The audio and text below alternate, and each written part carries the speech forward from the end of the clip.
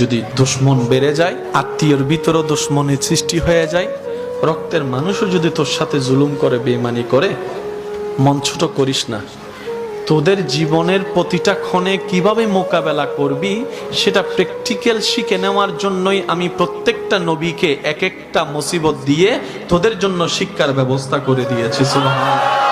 তোদের উপর যখন আপনরা বেশি কষ্ট দিবে, জুলুম করবে, ইউসুফ নবীর জীবনীটা একটু খেয়াল করিস। ইউসুফ নবীর জীবনীটা একটু খেয়াল করিস। ওনার আপন রক্তের ভাইয়েরা কি পরিস্থিতি ওনাকে করেছিল যে কূপের মধ্যে ছোট বাচ্চাকে ফেলে দিয়েছে, কিন্তু আমি রব তাদের সে প্ল্যানিংটাকে নষ্ট করে দিয়ে যারা ওনাকে কূপে ফেলে ধ্বংস করে দিতে চেয়েছিল, আমি সেই ইউসুফকে মিশর পর্যন্ত পৌঁছাই দিয়েছি। জগৎ ওনাকে অপরাধী ভেবে, অপরাধী মনে করে জেলখানায় বন্দী বানিয়েছে।